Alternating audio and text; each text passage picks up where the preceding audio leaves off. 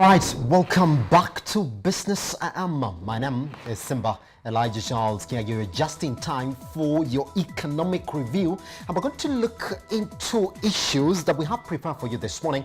Now, I do know that you're waking up to news of Safaricom half-year results. Fine, we're going to talk about that before the end of this week. And also, you're also waking up to news of the massive losses that Kenya Power is standing in at the time when announcing that they have plans for a 20% hike in your electricity charges. Fine, we're also going to talk about before the end of this week, but this morning I want us to begin on the biggest issue they're waking up to: debt issue in the country, which we do know is now close to 7.5 trillion, or is projected to reach 7.5 trillion if everything goes as it is.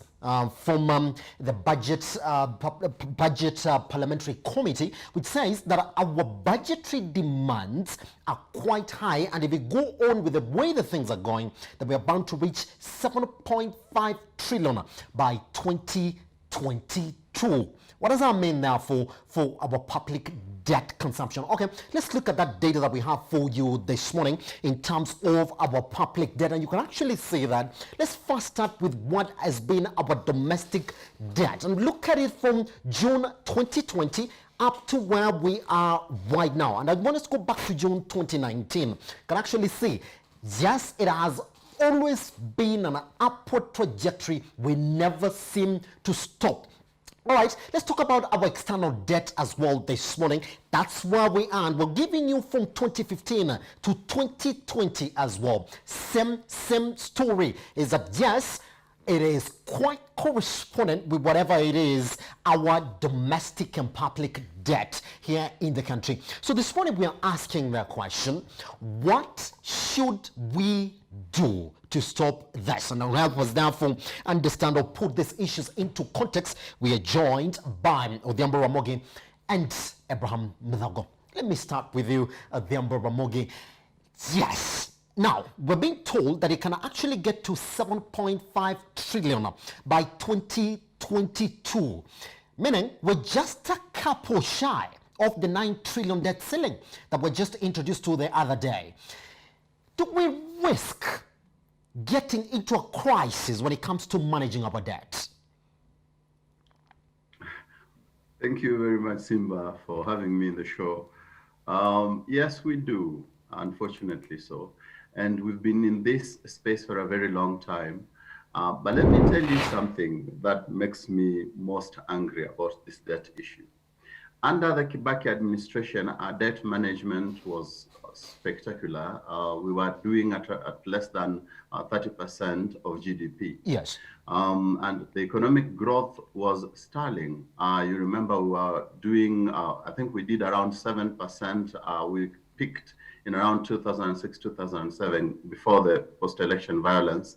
The violence brought it down to 2%, but still, if you do an average of the whole of Kibaki administration, we were doing 5%. Yes. In terms of growth.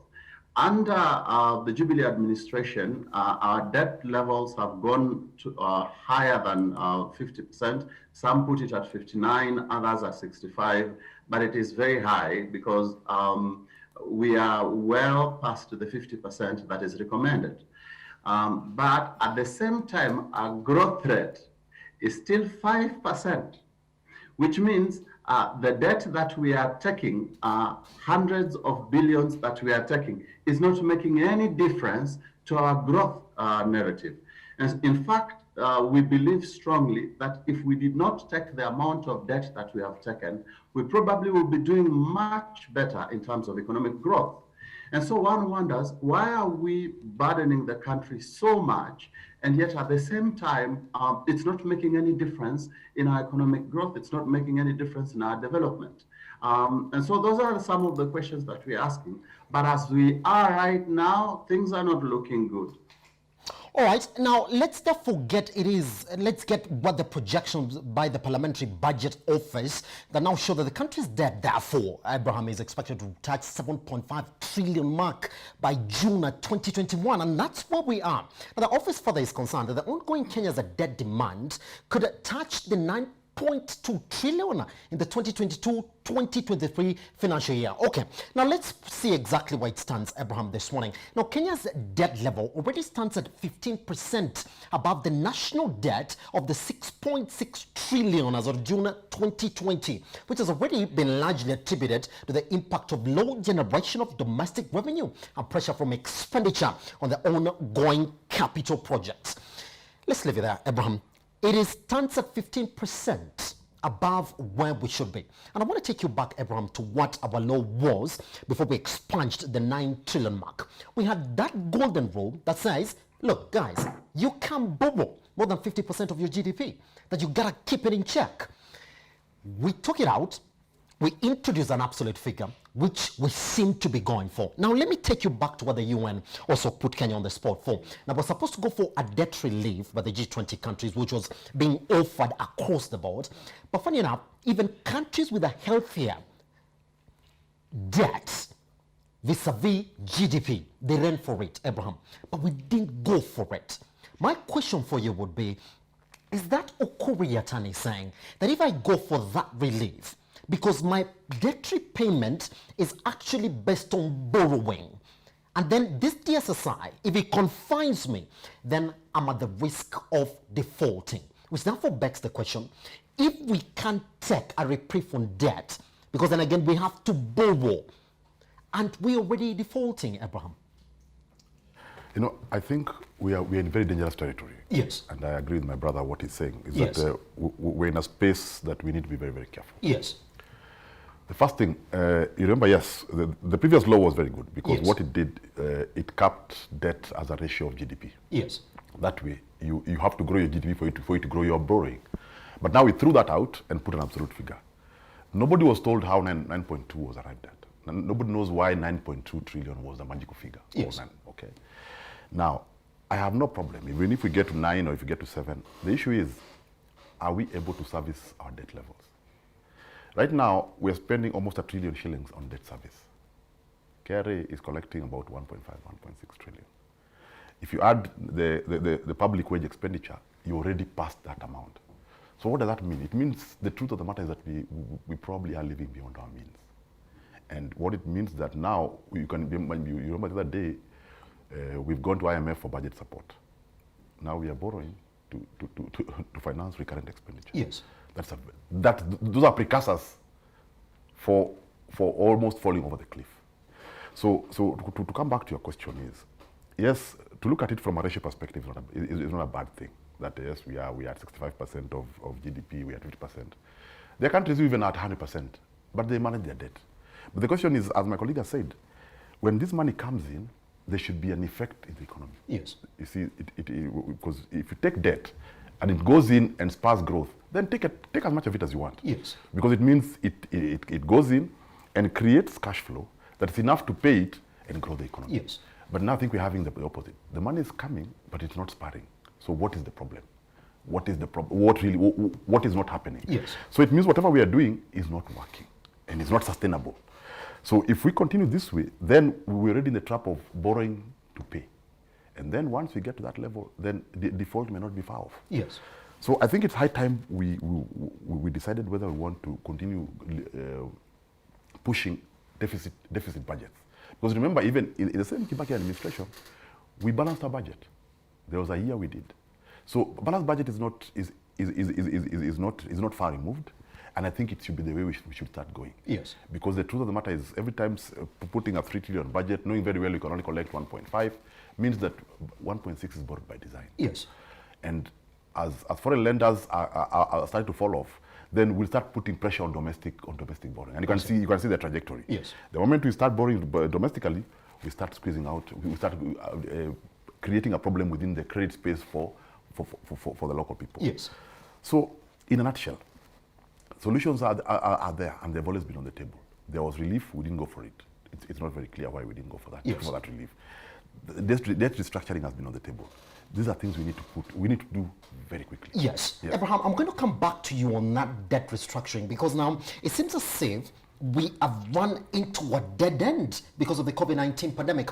Now, Ramogi, you're going to have to take that question first, therefore, because if you look at the data that we have for you in terms of the way in which our debt cycle has risen, then you actually start to say that when we got into the COVID-19 pandemic, that graph again shot up in terms of the way in which we were borrowing, with even recently the Treasury announcing that they were planning to borrow back again more domestically because of the deficits that the taxman carry was running into.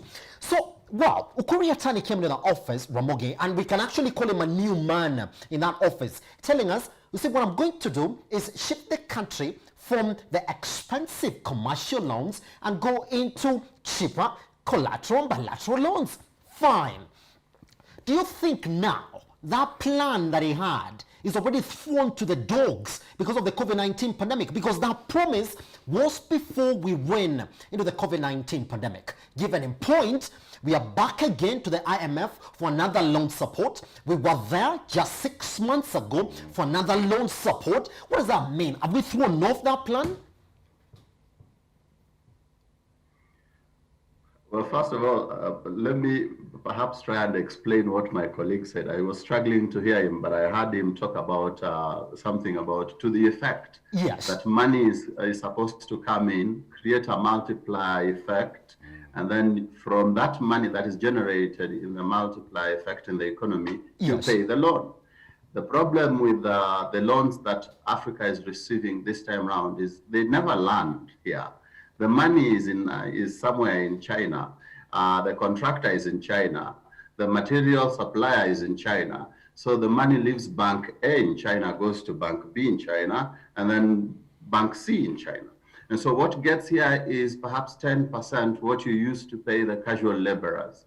And that's why the money is not creating the multiplier effect it should create in this local economy. Yes. And so that makes a very big problem in terms of economic management. Yes. But on the other hand, you've asked a question about the policy direction that Ukuri Yatani had intimated that he will take as regards debt management. Yes.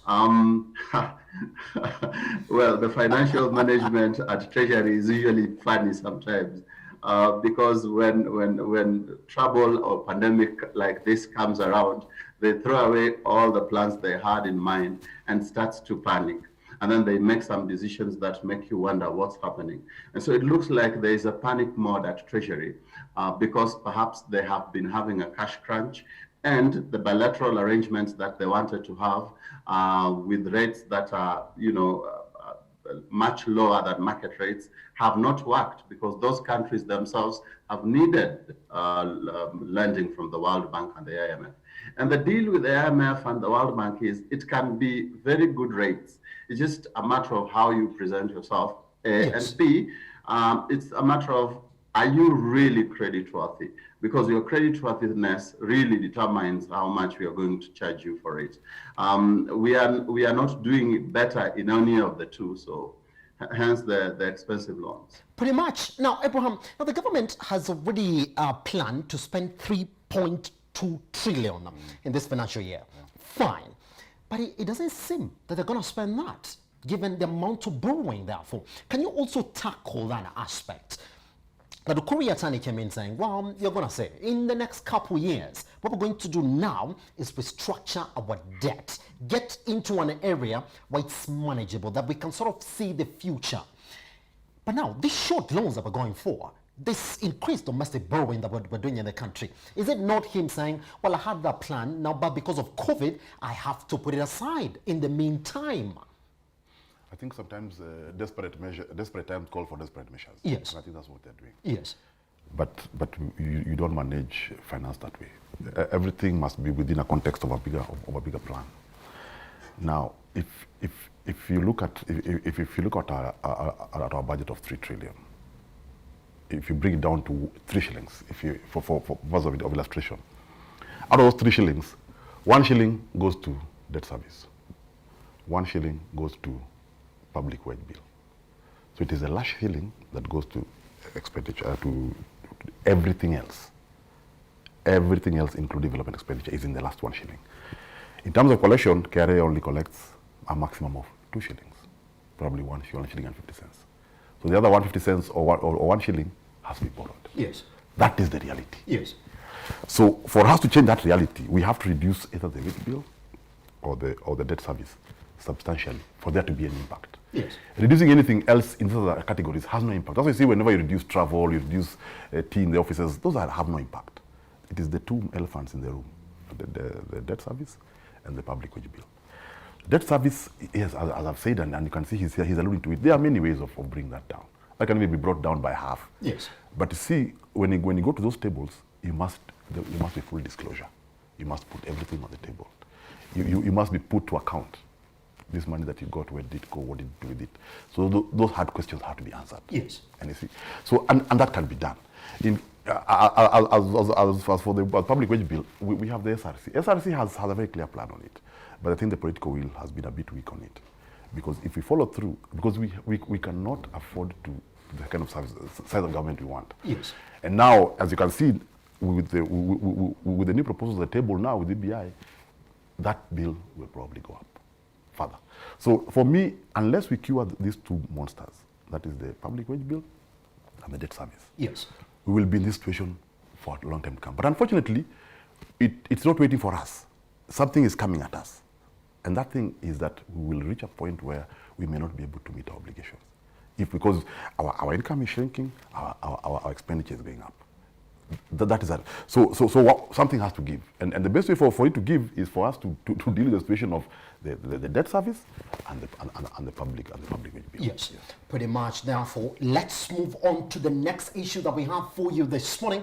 Now, Safaricom PLC has reported a reduction of 33 billion shillings in its half-year profit, representing a 60% slide in earnings from 35.2 billion shillings last year. Now, this is the telco's first profit dip in the media review since 2012. Safaricom attributes this decline to a dip in M-Pesa revenues from a rollout of free cash transfers below 1,000 shillings to 35.9 billion shillings from 42 billion shillings last year. Now, according to Safaricom, the impact of the free cash transfers was tabulated at 6.1 billion shillings to include 4.5 billion shillings hit on transfers and a 1.6 billion shillings hit on payments. Safaricom Acting Chief Finance Officer Ilana Dersey says that free cash transfers have weighed hard on the company's half-year results. M-Pesa revenues now account for 30% of the total revenues in comparison to 33% last year. Safaricom has nevertheless recorded a 14.1% growth in mobile data revenues to 22.2 billion shillings from 19.5 billion shillings on the back of increased data usage by customers, with the average chargeable gigabyte per user growing 33% to 1.4 GB in this period. Fantastic. Ramoge, I mean, they are saying, wow, if you look at our results, we've had that dip because of these free cash transfers below 1,000, Bob. Fine, but haven't we seen a shift to mobile money transactions? I mean, the mobile wallet is now 300,000 shillings, and they control 99% of business-to-business transactions within the economy. You would think, therefore, that Ramogi, they'll blame something different as opposed to the free cash transfers below 1,000, Bob. Well, I think on this one I shall be the devil's advocate. Corporate Kenya. Corporate Kenya has interesting explanations usually when they make losses. And we've had all sorts of them and coming in all fashion, including Kenya Airways that have blamed everything from the weather to the violence in Central African Republic, everything, yes, except themselves. But you know, this is a one-time thing for Safaricom, so yes, they can be forgiven for their sins. What I wanted to take note of is M-Pesa really targets the bottom of the pyramid. And so they are big on the guys on at the bottom of the pyramid. And so if indeed they gave a waiver on the fees for the people at the bottom of the pyramid, it was bound to affect them in some way. The other challenge that I noticed is while, yes, there was that, that waiver, the people at the bottom of the pyramid, many of them were not paying by M-Pesa, because the business person that you're supposed to pay by M-Pesa will still ask you to send the money to withdraw that money. And so they were still using cash. They really didn't care whether it was going to make them sick or not. They were still using cash. And so that affected Safaricom's business. But that loss would have been mitigated if they were the ones controlling the data market, in the same way they are controlling M-Pesa and the voice market. Yes. But the data market, because a lot of us were working from home and subscribed onto the internet, and you needed stable internet. So that meant either Safaricom or the others. Yes. So they don't control a very big chunk of that market. There's Jamii Telecom, there's Liquid Telecom, there's Wananchi or Zuku, if you like. If they bought the other three, they probably would control everyone and get that money into the books. Pretty much. All right, Abraham, yes, I saw you smile. Should they have a different explanation as why they have that dip? They should, because yes, given there was some loss because of the free transfers. Yes. But there's been a very feeble attempt to explain what was the positive effect of people being told to go there. Yes. So that figure, they've not spoken about that. They've been silent. If you look at the numbers critically, the voice has fallen by 3 billion. Yes. M-Pesa has fallen by 6 billion. So SMS has also fallen. So the only thing that went up was data. You see, so basically, what we are saying is they're also losing market share in the voice. Yes. They're losing market share in the SMS. Yes. So for the M-Pesa, yes, they've lost income on the lower end because of the free transfers, but there was massive business that moved their way, because everywhere you went, people, especially the middle class, restaurants, where people are being pushed. So what was the effect of that? You see, so for me, yes, it may be an explanation. As I say, it is the truth, but not the whole truth. Yes. So this is a case of it is being the truth, but Yes. not the whole truth. The whole truth, they know what really, and as my brother said, let's give it to them. Yes. But that's not the full explanation. But what the numbers tell you is that, one, they are losing market share on the voice, on the SMS. They're not losing market share on M-Pesa, but their revenue went down on M-Pesa. Yes. Their data went up, and that was expected. But if you go to the cash, they are actually, for the first time I've seen, they're cash negative. So you see, so there is more Yes. to these numbers than, but again, see numbers are limited. Yes. Because yes, you can see them. All you can do is ask the questions we're asking. They have the answers. They may, and I don't think they have to tell us. But the question is, those things tell a different story. So in a nutshell, for me, I think what should be bothering them is why they're losing market share in the voice, Yes. in the SMS, Yes. and what they can do to mitigate, because the people have gotten used to the free transfer. Why don't they look for a model whereby once the CBK calls it off, how can they make money? Maybe by lowering the tariff, because they have down there they have the numbers, no doubt about it. Pretty much. All right, I'm going to come back to you, Abraham, because we do know now that the next piece of conversation will probably point out to how they've been affected by themselves. Now, Ramogi, when it told you that AIB access just did really look at what has been one of the quarters that have been affected mostly by international investor flights from the country. And they are saying that one of those biggest affected are Safaricom and the banking quarters in our booths. Could we say that this could be one of those areas that have affected Safaricom? And my question to you, Odhiambo Ramogi, is why would somebody run away from Safaricom when indeed during this pandemic they were sort of positioned as the beneficiaries of the pandemic, as Abraham is saying? That's an interesting conversation because it points to an issue of risk analysis of Safaricom as a company and the environment in which it does business. Yes. On one hand, you'd appreciate also the fact that the investors in Safaricom might have need of that money, and so they are not running away from Safaricom.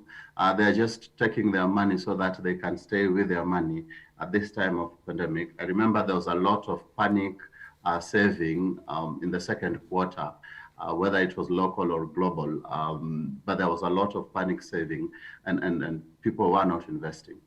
On the other hand, the risk analysis for Safaricom as a company, I don't see there's much risk to it in terms of its organizational base. I think there's a lot of strength there, Yes. both locally and globally. Vodacom still remains a brand to consider.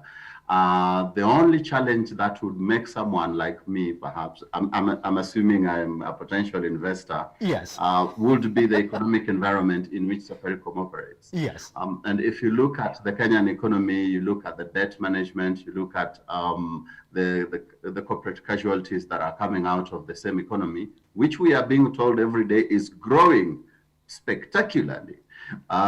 If you look at that economic environment, you would want to be afraid and you say, let me call it a day. I think I've spent enough time with this company. I like it. It has made me money, but let me call it a day. Yes. So for me, I think the issue might be to do more with the economic environment than with the strength of Safaricom as a company itself. Pretty much. We take a short break here on Business, and once we come back, Abraham is coming back to weigh on why an international investor may want to leave Safaricom during this COVID-19 pandemic, given the fact that, well, they are the performers, they control our booze, so why leave? You're still watching Business at Metropole TVKE across all your social media platforms.